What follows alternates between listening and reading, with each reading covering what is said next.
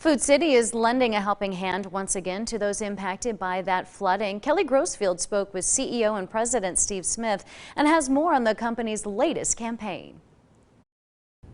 Flooding has devastated the region and most recently our neighbors in Kentucky. And to combat the flooding and help those in need, we're here with Food City CEO and President Steve Smith. Steve, thank you so much for being here. I know you guys did a lot for those in Southwest Virginia. Talk about those efforts really fast. Well, certainly we had a really good response from our customers for the folks over in Buchanan County sadly just a few weeks ago, and we're going to be able to present a check to them, and I think it's going to be a sizable check and one that can do a lot of helping to get them back on their feet.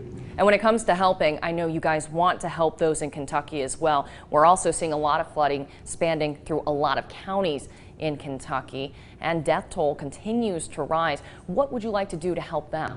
Well, unfortunately, the loss of life is just devastating there, and it's such a wider area that's flooded in eastern Kentucky. I think there are maybe 13 or 14 counties involved in this flooding.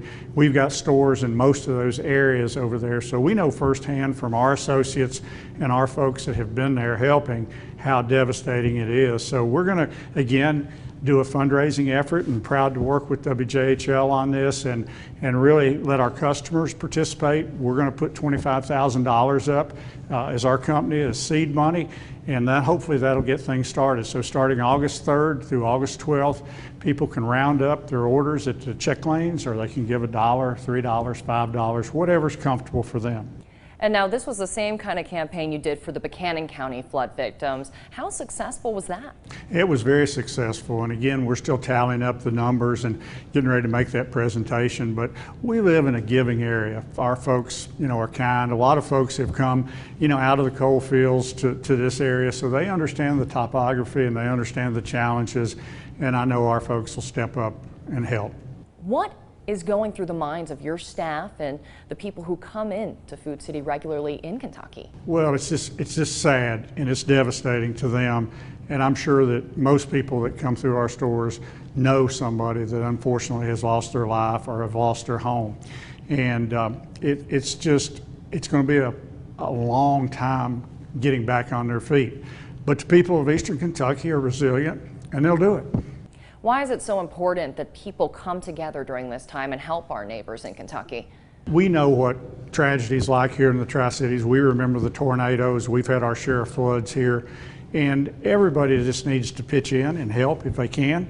And I know that the giving nature of this community and the communities we're in, that'll all happen. Overall, it may sound like just a small little thing, rounding up your total payment at the register. But what kind of difference will that make to these victims? Well, Kelly, if somebody rounds up 50 cents or 75 cents, that doesn't sound like a whole lot, but we have tens of thousands of folks that come through our stores that are going to participate. We've got 65 or so of our stores that are going to participate from the Morristown area up through our Kentucky stores, Southwest Virginia, that are going to participate.